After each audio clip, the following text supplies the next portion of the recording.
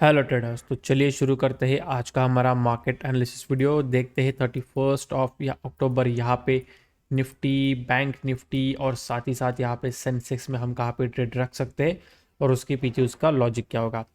देखिए कल यहाँ पे दिन कुछ इंपॉर्टेंट हो सकता है क्योंकि Nifty as well as Sensex दोनों एक ही दिन हमें यहाँ पे एक्सपायर होने देखने मिलेंगे।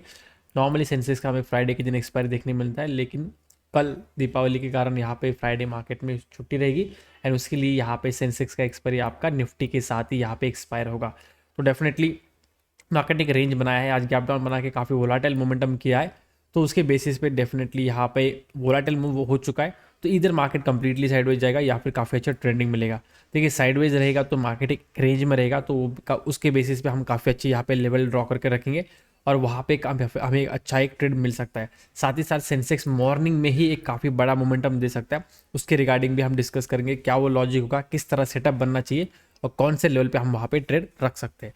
तो चलिए आज का एनालिसिस वीडियो शुरू करते हैं, लेकिन शुरू करने से पहले डिस्कस करेंगे कल हमने आपके साथ यहाँ पे क्या प्लानिंग की थी और मार्केट ने यहाँ पे किस तरह रिएक्ट किया।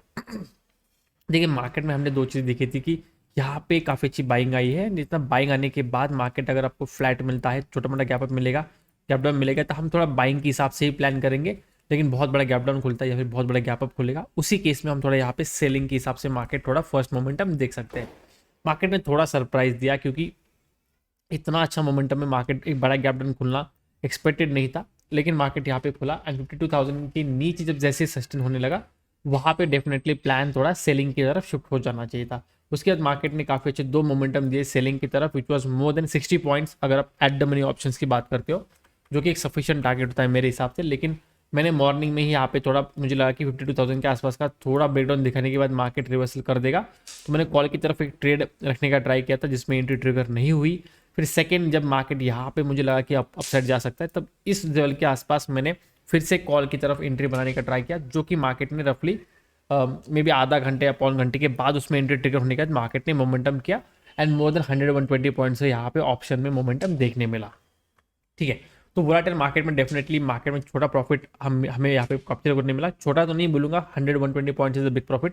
तो लेकिन उसके बाद अगर आप देखते हो मार्केट ओवरऑल बैंक निफ्टी की जो एक्सपायरी थी यहाँ पे वोलाटाइल मूव हुआ है, फिर मार्केट यहाँ पे नीचे जाके सेटल हो गया। ठीक है, तो इसके बेसिस पे हम यहाँ पे नेक्स्ट चीज़ क्या एक्सपेक्ट कर सकते हैं। फर्स्ट थिंग, देखिए मार्केट हमें ये तो पता है कि काफ़ी अच्छे यहाँ पे पैटर्न बनाते हुए अपसाइड जाने का कोशिश कर रहा है, फिर मार्केट एक गैप डाउन खुलता है।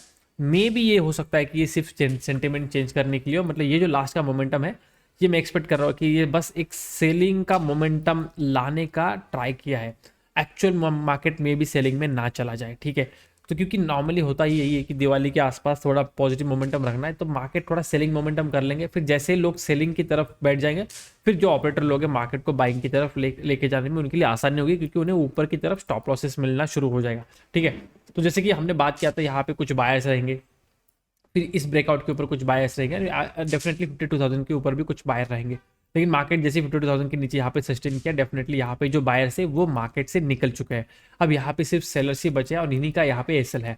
तो मार्केट अगर हमारा फ्लैट खुलता है, गैप अप खुलता है, मोस्ट प्रोबेबली मार्केट कल गैप अप खुलने के चांसेस ज़्यादा हो सकते हैं, लेकिन चलिए फ्लैट खुलता है गैप अप खुलता है, दोनों केसेस में हम मार्केट को बाइंग की तरफ से देखेंगे। जैसे मार्केट 52,000 के ऊपर सस्टेन करेगा, ब्रेकआउट करेगा, तो यहाँ पे इसके चांसेस ज़्यादा बढ़ जाएंगे। तो आप आपका सेटअप इसके हिसाब से मार्केट में फाइंड आउट करने का ट्राई कर सकते हो। तो दिन का ट्रेंड हो या फिर मॉर्निंग मोमेंटम हो, दोनों हमें यहाँ पे थोड़ा बाइंग के हिसाब से मॉर्निंग में थोड़ा सोचना है।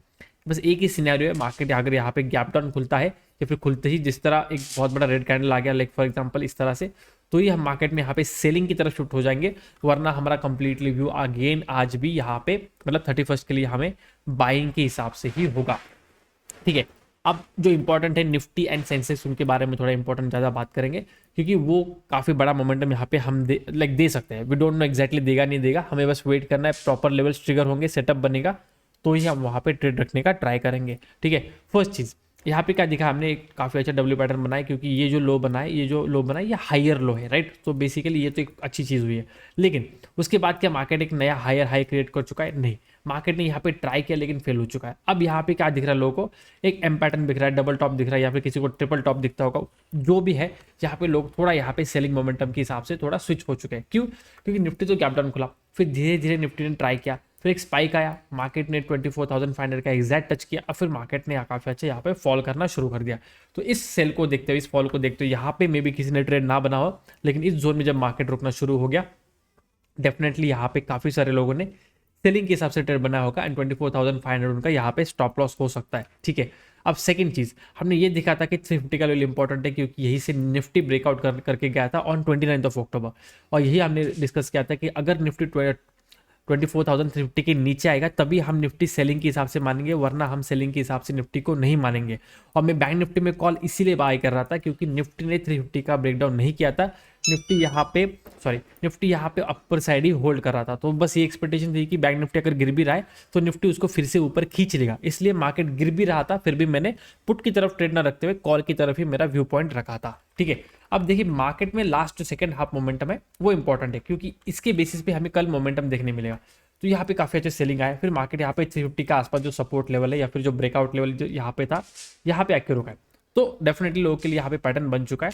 तो कल मार्केट अगर कोई भी रीजन की वजह से 300 के नीचे चला जाता है तो यहाँ पे थोड़ा सेलिंग मोमेंटम एक्टिवेट हो सकता है। ओके, तो हमारे लिए यहाँ पे 300 के लेवल काफी इंपॉर्टेंट है। लेकिन अगर मार्केट ऊपर बढ़ना शुरू करता है तो हमें यहाँ पे बस छोटा सा एक रेंज का ब्रेकआउट देखना पड़ेगा या फिर एक प्राइजेक्शन देखना पड़ेगा। जो भी चीज़ हमें यहाँ पे बाइंग के हिसाब से देखने मिले उसके बेसिस से हम बाइंग की तरफ ट्रेड रख सकते हैं। 24,500 का फर्स्ट टारगेट होगा, और अगर मार्केट जल्दी ही मॉर्निंग में यहाँ तक आ गया तो सेकंड हाफ में यहाँ पे हमें 24,600 भी यहाँ पे आराम से देखने मिल सकता है। ओके, अब उसी का सेम लॉजिक यूज करेंगे हम थोड़ा सेंसेक्स में, क्योंकि देखिए दोनों के चार्ट्स आपको ऑलमोस्ट सेम ही मिलेंगे क्योंकि दोनों एक ही तरह काम करते हैं। लेकिन सेंसेक्स में इंपॉर्टेंट क्या है, सेंसेक्स में इंपॉर्टेंट है आपके लिए 80,000 का लेवल, और यही हमें मॉर्निंग में सबसे पहला ट्रेड देगा, क्योंकि मॉर्निंग में ही मैं बोल रहा हूँ कि एक बड़ा मोमेंटम आ सकता है जो हमें यहाँ पे मिलेगा। वो किस तरह, अगर फॉर एनी रीजन मार्केट 80,000 की नीचे खुलता है और 80,000 के ऊपर अगर क्रॉस करता है, वहाँ पे हम डेफिनेटली मॉर्निंग में ही कॉल ले सकते हैं। 0 to 0 के हिसाब से हमें काफ़ी अच्छा यहाँ पे मोमेंटम मिल सकता है। फिर वो 200 तक आए या फिर एक्चुअली 80,500 तक आए, वो मार्केट का चॉइस है। लेकिन अगर मार्केट ने यहाँ पे थोड़ा भी प्राइजेक्शन दिखाया नियर बाई 80,000 लेवल, थोड़ा ऊपर हो सकता है थोड़ा नीचे हो सकता है, वो बस हमें देखना पड़ेगा, क्योंकि एग्जैक्टली तो डिसाइड नहीं कर सकते ना कि मार्केट किस तरह चलेगा। फ्लैट खुलेगा, यहाँ पे कुछ रेंज बनाया, ब्रेकआउट किया, वो एक चांस हो सकता है, या फिर मॉर्निंग में थोड़ा ऊपर चला गया, रिट्रेस करके फिर जैसे ऊपर निकला, वो एक सिचुएशन हो सकती है। बस हमें देखना है कि 80,000 के मार्केट हमें ब्रेकआउट के आसपास यहाँ पे कुछ जोन, इस जोन के आसपास कहीं ना कहीं मिले तो हमें काफ़ी अच्छा मोमेंटम बाइंग की तरफ मिल सकता है। अगर लेट से मार्केट सेलिंग की तरफ आना चाहता है तो बड़ा गैप डाउन खुलना चाहिए, उसी केस में हम थोड़ा यहाँ पे सेलिंग के हिसाब से देखेंगे, या फिर फर्स्ट कैंडल आपका काफ़ी बड़ा रेड बनना चाहिए तो ही हम यहाँ पे थोड़ा सेलिंग के हिसाब से देखेंगे। लेकिन सेकंड हाफ में भी कुछ रेंज बनने के बाद फिर हम वहाँ पे कुछ बड़ा मोमेंटम के बारे में प्लान करेंगे। मॉर्निंग में 0 to 0 के हिसाब से यहाँ पे डेफिनेटली हम प्लान नहीं करेंगे, क्योंकि अगर सेलर्स को सच में यहाँ पे अपना डोमिनेंस दिखाना है तो ये जो स्विंग है इसको क्रॉस करना पड़ेगा। क्योंकि देखिए यहाँ पे तो लो बनाया, ये हाई बनाया, okay this is low, this is high, right. इसके बाद क्या किया, मार्केट ने हायर लो बनाया। अब मार्केट को हायर हाई बनाना चाहिए, लेकिन मार्केट ने कुछ नहीं बनाया, मार्केट यही पे ट्रेड करा। तो जब तक ये लेवल ट्रिगर नहीं होगा या फिर ये ट्रिगर नहीं होगा तब तो कुछ बड़ा मोमेंटम एक्सपेक्ट नहीं करेंगे। लेकिन यहाँ पे मॉर्निंग में बाइंग की तरफ बन सकता है, क्योंकि यहाँ पे सेलर्स के स्टॉप लॉस है, उनको लेने के लिए मार्केट ऊपर आएगा। 80,000 का यहाँ पे हमारे लेवल है तो सपोर्ट के लिए काम करेगा।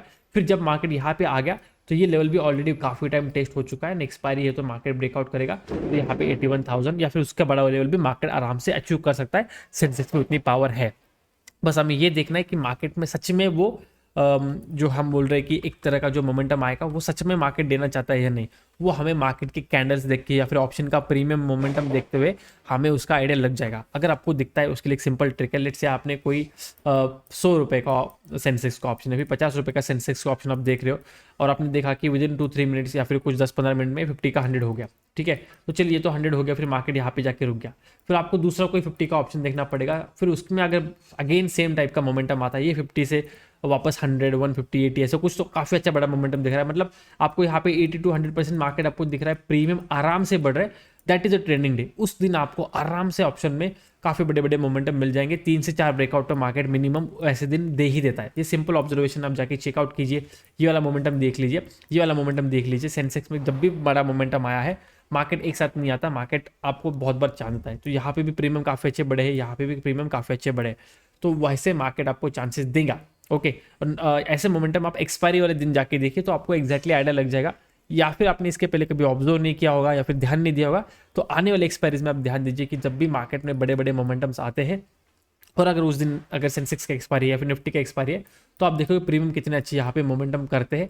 एंड वो एक आपके लिए एक सिग्नल होता है कि अगर बड़े बड़े मोमेंटम आ रहे हैं इस तरह से, दैट इज द पॉइंट जहाँ पे ऑप्शन बायर को काम करना चाहिए, डरना नहीं चाहिए। ठीक है, ओके, तो दैट्स इट, आज के लिए बस इतना ही, मिलते हैं नेक्स्ट वीडियो में। Till then good bye, thank you so much for watching and wish you everyone a happy Diwali.